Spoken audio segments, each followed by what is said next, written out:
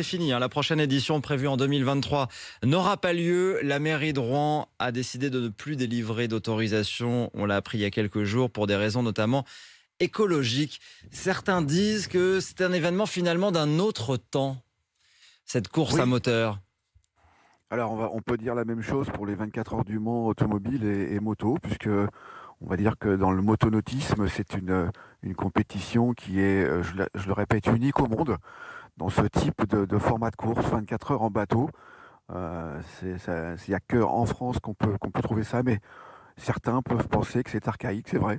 Là-dessus, je peux pas dire grand-chose. Ouais. La Mais mairie pointe le fait que c'est la consommation en 24 heures, c'est 30 000 litres de carburant, l'équivalent de la consommation annuelle de 50 voitures.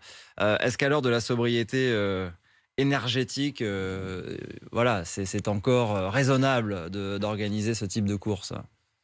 alors, justement, on a répondu à la mairie, enfin, on a fait, nous, de notre côté, le Rouen Yacht Club, un bilan carbone, parce qu'il n'y a pas que la consommation, il y a aussi pas mal de choses qui tournent autour. Donc, on est en train de finaliser un bilan carbone.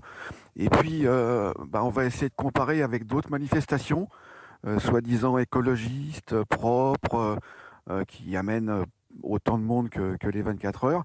Et puis, on verra, on pourra comparer les bilans carbone. Et Les l'électrique, c'est moteurs. possible de réinventer comme il y a eu ces formules électriques qu'on a vu dans Paris ces dernières années, le championnat de Formule E. Est-ce que ça peut exister en bateau? Ah, Est-ce qu'on peut pas aller vers l'électrique? alors déjà, un problème, c'est que l'électricité et l'eau, ça a jamais fait Ah oui. bon ménage. C'est un peu compliqué.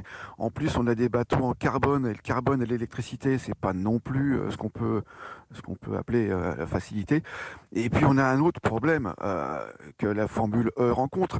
Donc là, si on passe demain à l'électricité, comment recharger les batteries? Comment toute cette partie-là, toutes ces parties logistiques? Faut se poser la question comment les voitures électriques rechargent les batteries. Grattez un peu, vous allez être surpris de savoir peut-être qu'il y a quelques groupes électrogènes au gasoil ou qui tournent derrière pour recharger les batteries. Donc, il faut savoir Vous c'est avez que le quoi? Vous avez motonome. le sentiment que là, vous l'avez appris il y a quelques jours, ça vous a mis Ah, très en colère. Vous avez le sentiment qu'on vous pointe du doigt, qu'on pointe du doigt tous les sports motorisés ouais. en général? Oui, oui. Je suis en congé, j'étais un peu en vacances au bord de la mer quand monsieur le maire m'a téléphoné pour m'annoncer la très mauvaise nouvelle.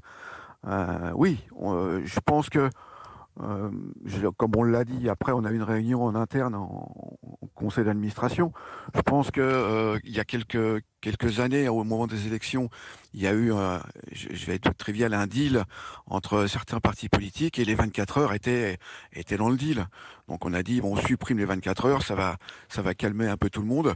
Oui, c'est Et puis l'arrivée il y a, au conseil municipal, en tout cas la montée en puissance au conseil municipal des élus écologistes. C'est ça qui a fait bien sûr, la décision. bien sûr. Oui, oui.